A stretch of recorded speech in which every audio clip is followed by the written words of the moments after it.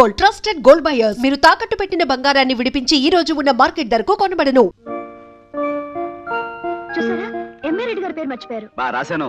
అది ఎంవి రెడ్డి. రాసుకో. Sorry for the disturbance. రానిచ్చలా రా.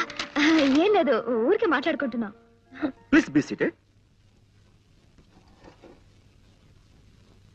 మీకు ఇంపార్టెంట్ న్యూస్ చెప్దామని వచ్చాను. ఏమిటి చెప్పండి. న్యూస్ అంటే గుర్తుకొచ్చింది. పొద్దున రేడియో న్యూస్ లో చెప్పారు. అంటే ఈ విషయం కాదనుకో. బెజవాడలో ఇల్లు కాలాయని, కడపలో కత్తులతో పొడుచుకున్నారని, అమృత్సర్ లో గొడవలు, ఇండియా ఇంగ్లాండ్ టెస్ట్ మ్యాచ్ విషయాలు చెప్తూ మధ్యలో ఈ విషయం కూడా చెప్పారు.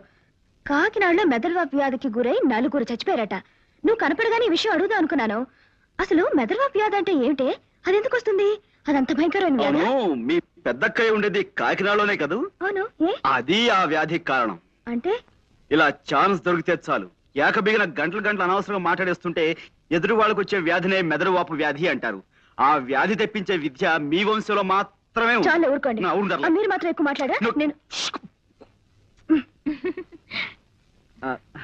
ఇప్పుడు చెప్పండి. ఇందాక మా స్నేహితురాలు తన పెళ్లికి పిలవడానికి మా ఇంటికి వచ్చింది. మాటల్లో అత్తవారు ఎవరని అడిగాను. తన కాబోయే భర్త దుబాయ్ లో ఉండే బాలగారు కొడుకట.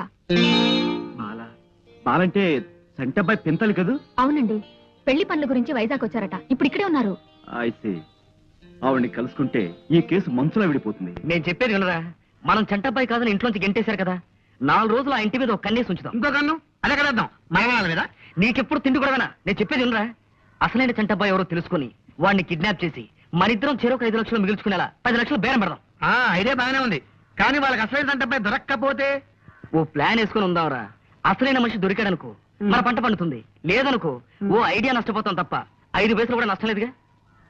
ఇక నుంచి ఆ ఇంటి మీద ఓ నిఘా వేసి ఉంచుతాను.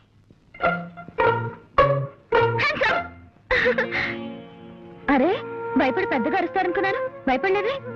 కూర్చో. అలా ఉన్నారేంటి? నథింగ్, బాగానే ఉన్నాను. బాలగారిని కలిసారా?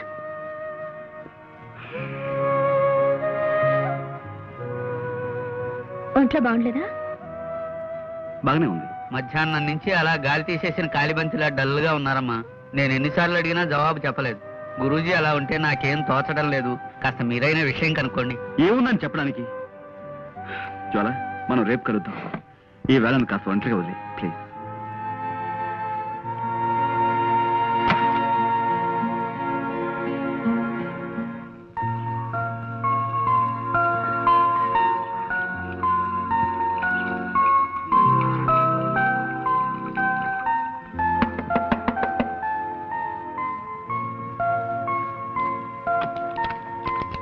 నమస్కారం అండి. ఎవరమ్మా? ఇక్కడ బాలమణి గారని. నేనేనమ్మా. దుబాయ్ నుంచి వచ్చింది మీరే కదూ? పాండురంగారావు గారని ఒక ఆయన నిన్న మిమ్మల్ని కలిశారు కదూ? కలిశాడమ్మా, మాటల్లో తెలిసింది అతను మా అక్కయ్య గారు అబ్బాయి అని. ఆ విషయంలోనే కొన్ని వివరాలు నాకు కావాలి. లోపలికి రా. నిశ్చల, నేను జ్వాల్ని. హాయ్. ఏమిటే? సారీ, నేను హాస్పిటల్లో డిస్టర్బ్ చేస్తున్నాను. ఓ అతి ముఖ్యమైన విషయం చెబుదామని. ఏమిటది? బాలగారిని కలిసి వచ్చిన తర్వాత పాండుగారు అదోలా ఉండటంతో నాకు అనుమానం వచ్చి నేనే వెళ్ళి ఆవిడని కలిశాను. ఆవిడొక షాకింగ్ న్యూస్ చెప్పారు. ఏమిటి? చంటబ్బాయి ఎవరో కాదు, పాండురంగారావు గారట. నేను ఒప్పుకోను. నేను చంటబ్బాయిని కాను. బాలగారితో నేను మాట్లాడానని చెప్పాను కదా. ఆవిడే కాదు, బ్రహ్మరుద్దులు దిగొచ్చి చెప్పినా నేను ఒప్పుకోను. నన్నుగానే ఉండనివ్వండి, పాండురంగారావుగానే ఉండనివ్వండి. నాకు కొత్త పేర్లు పెట్టి కొత్త బతుకుని ఇవ్వాలని ప్రయత్నించకండి. మీ కోపానికి కారణం ఊహించగలను. నాన్నగారు అమ్మకి భయపడి ఇన్నేళ్లు మిమ్మల్ని దూరంగా ఉంచారు. తను చేసిన తప్పుకి ఆయన ఎంతో బాధపడుతున్నారు. దయచేసి జరిగింది మర్చిపోయి.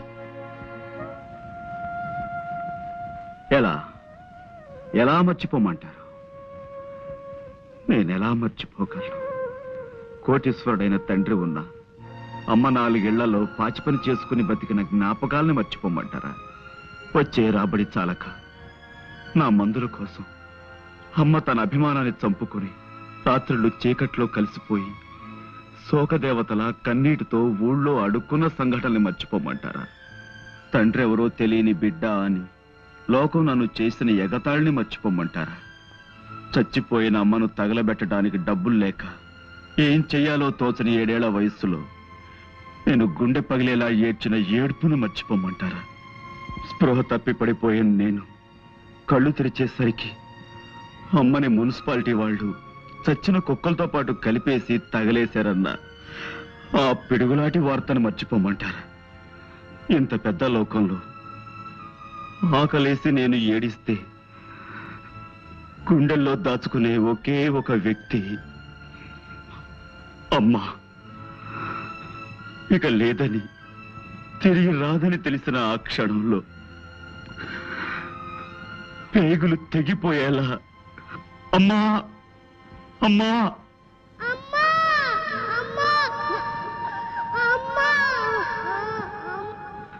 ఆ ఏడుపుల్ని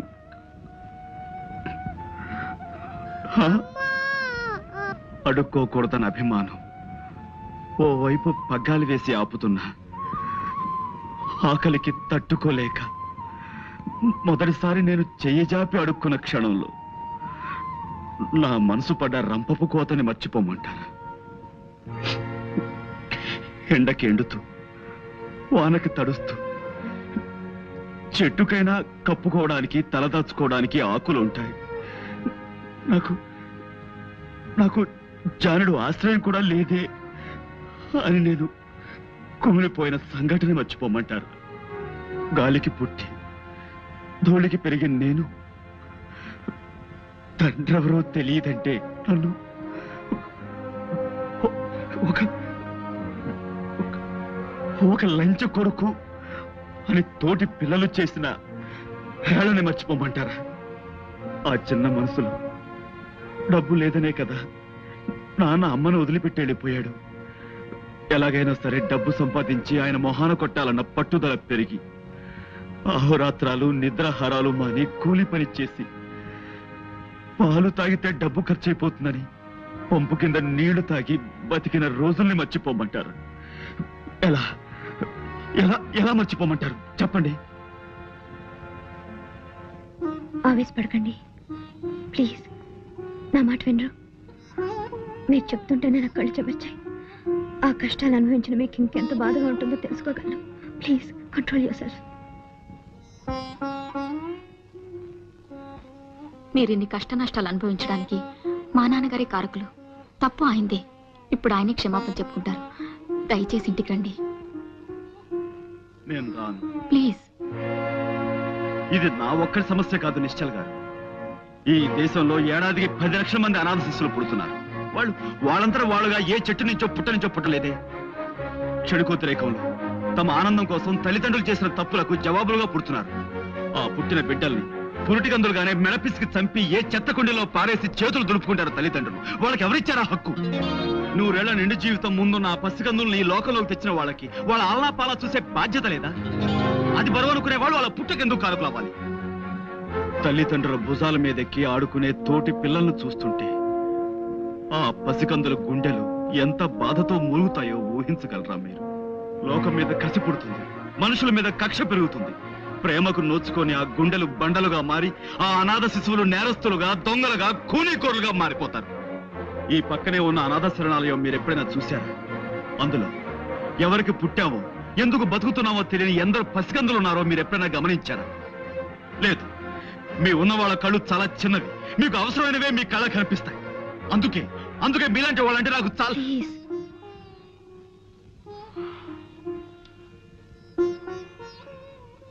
ఈ అనాథ శరణాలయం నాకు అమ్మలా నీడనిచ్చింది. అందుకే ఇప్పటికీ నా సంపాదనలో చాలా భాగం ఇక్కడ ఉండే నా తమ్ముళ్ళకి ఇస్తుంటాను. చేసిన తప్పుకి ప్రాయశ్చితంగా నాన్నగారు అనాథ శరణాలయానికి కొంత ఆస్తి రాసిచ్చేలా నేను చూస్తాను. కొంత కాదు, ఇప్పుడు మీ అన్నయ్యగా మీ ఇంట్లోకి అడుగుపెట్టి మీ ఆస్తికి వారసులు కావాలన్న కోరిక నాకు అడుమాత్రం కూడా లేదు. మీ ఆస్తి మొత్తం ఈ శరణాలయంలోని అమాయకుల పేర రాస్తేనే నేను గంగాధరం గారి కొడుకులను ఒప్పుకుంటాను. ఆ ఆస్తి నాలాంటి మరికొందరు అనాథల ఆకలి తీరుస్తుందన్న ఆనందంతోనైనా నాకు గతంలో జరిగిన అవమానాలను మర్చిపోగలను. అలాగే మిమ్మల్ని చూడాలని నాన్నగారు తహతాలాడిపోతున్నారు. మీరేం చేయమన్నా చేస్తారు. నేను ఇప్పుడే ఆయనతో మాట్లాడి ఒప్పిస్తాను. హలో నానా, నేనే. ఏమిటమ్మా, ఎక్కడి నుంచి? ఇక్కడే పాండురంగారావు గారి ఇంటి నుంచి. ఏమిటలా కంగారు పడుతున్నావు? ఇప్పుడే అన్నయ్యని కలిసాను నాన్న. అన్నయ్య ఎవరమ్మా? పాండురంగారావు గారు. అంటే మన పాండువా? అవును, దుబాయ్ నుంచి వచ్చిన బాలగారితో జ్వాల మాట్లాడిందట. పాండుగారే చంటబేని తెలిసింది. నిజమా? భట్టు, పాండురంగారావు ఏమని చంటే పోయట్రా? పాండుయే గంగాధరం గారి అబ్బాయి. అవునరా, టెలిఫోన్ ఎక్స్చేంజ్ లో మా వాడు ఉన్నాడుగా. ఆ ఇంటికి వచ్చే ఫోన్ లో వాడిని వింటుండమని చెప్పాను. ఇందాక వాడు చెప్పాడు వార్త. పైగా పాండుని నిశ్చల వాళ్ళ ఇంటి కాసేపట్లో తీసుకెళ్తున్నట. పాండుని మనం కిడ్నాప్ చేయడం చాలా కష్టం రా. వాడు అసలు దేవంతకుడు. మనం ఇలా భయపడితే పనులు జరగవరా? నువ్వు ధైర్యంగా నా ముందు నిలబడు, నేను చక్రం తిప్పుతాను. నేను ముందు నిలబడాలా? అవును. అదేం కుదరదు. నేను వెనకాల నిలబడతాను, నువ్వే ముందు నిలబడు. సర్లే, ముందు మనం ఒక డ్రామా డ్రెస్ కంపెనీకి వెళ్ళాలి. ఎందుకు? కిడ్నాప్ చేసే వాళ్ళ సీదా సాదాగా ఉంటే ఎదుటి వాళ్ళు భయపడరా? మనం కాస్త గంభీరంగా కనపడాలంటే భయంకరమైన డ్రెస్సులు వేసుకో.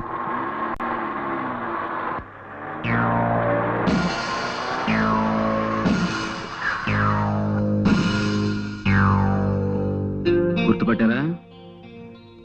దసరా వేషాలు వేశారు, చందాల కోసమేమో. నేను తేల్చుకొస్తాను. కారు ఎందుకు ఆపారు? నేను మర్యాదగా అడుగుతున్నాను, కారు ఎందుకు ఆపారు? Don't worry.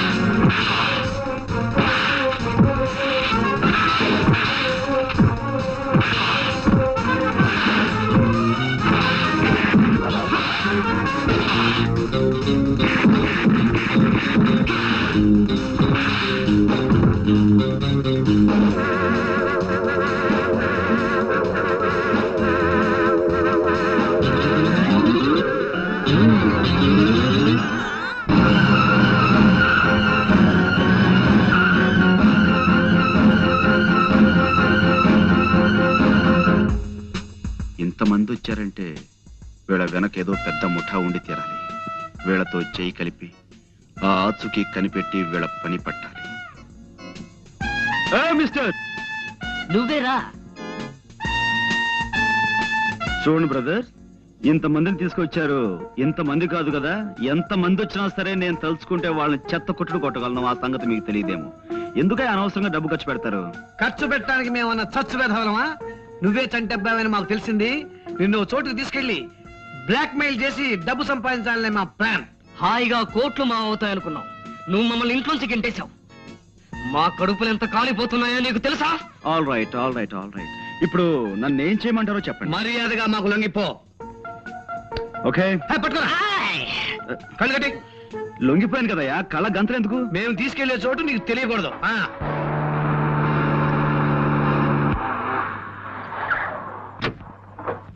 ఏమిటమ్మా, ఏమిటి ఏమిటి కంగారు? అక్కడ కళ్యాణ్ పట్టాభి రౌడీలతో వచ్చి మీద పడి పండుగని ఎక్కడికి ఎత్తుకుపోయారు అంకుల్. చూడండి, ఈ కిడ్నాప్ భాగవతంలో ఇంకా భాగస్వాములు ఎవరైనా ఉన్నారా? ఇంకెవరూ లేరు, మీ ఇద్దరమే. అంటే మీ ఇద్దరికి గంగాధరం గారు చెరోకు 5 లక్షలు ఇస్తేనే గానీ నన్ను వదలంటారు, అంతే కదా? నో. ఆల్ రైట్, ఊరుకోండి. మా బేరం అదేనయ్యా. నో, మీరు గంగాధరం గారిని 10 కాదు 15 లక్షలు అడగాలి. అంటే చెరో 7.5. నో, అంటే అంటే 3 5. నేనే చంటబ్బాయినైనా గంగాధరం గారు చనిపోయేంత వరకు నా చేతి నా పైస రాదు. మరి ఈ లోపల కొన్ని సాదరగతులు ఉంటాయి కదా, అంచేత మన ఉత్తరం రాసి చంటబ్బాయి మీకు దక్కాలంటే 15 లక్షల రూపాయలు పంపాలి అని రాస్తాను. సో ఆయన డబ్బు పంపిస్తారు, దాన్ని మనం ముగ్గురు వాటాలుగా పంచుకుందాం. ఎలా ఉంది? ఎవడా స్టోన్ థ్రోయర్? ఎవడా వాడు? మీరేం కంగారు పడకండి, ఇది బాంబు కావచ్చు.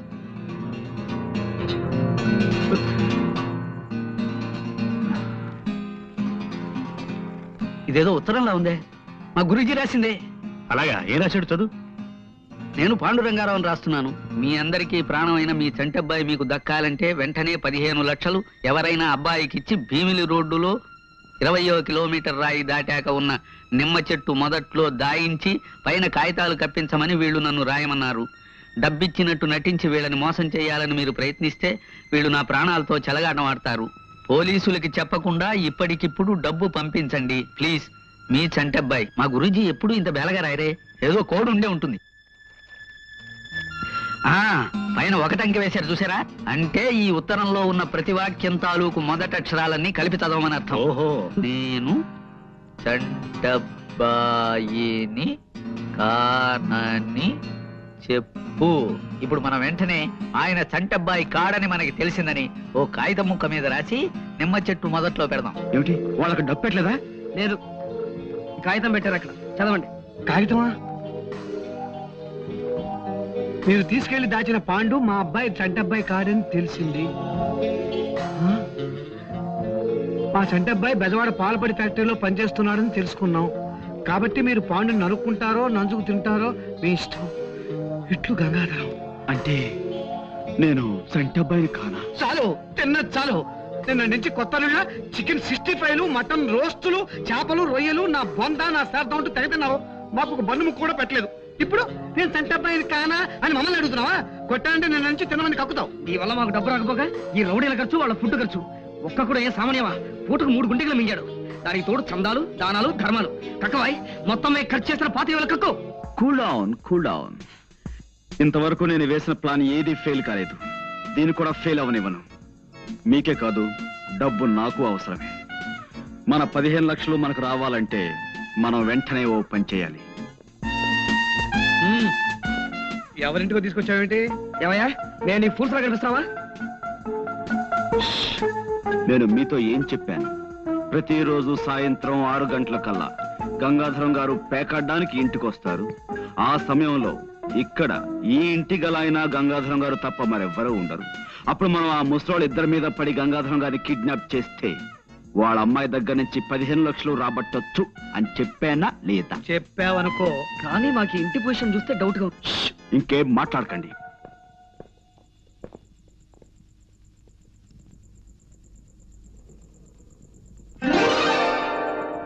వెరీ గుడ్, నువ్వు చెప్పింది కరెక్టే. వెల్కమ్. సరాసరి మా ఇంటికి వచ్చి పట్టుబడినందుకు చాలా థ్యాంక్స్. పాండు, ఏమిటిది? నేరము, శిక్ష. That's all. నేను మితభాషిని. Mister Saumitri, arrested.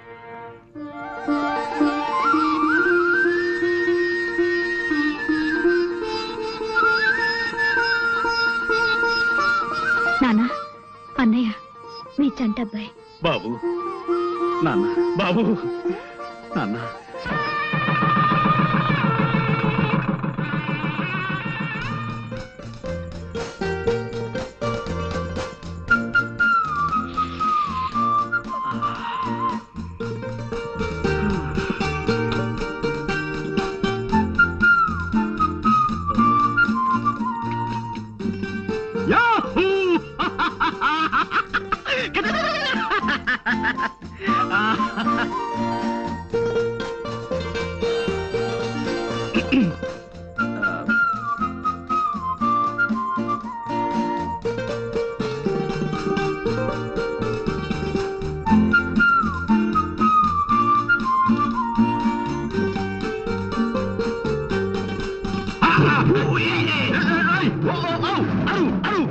అడిచాను కదా బాస్, ఒక్క నిమిషం.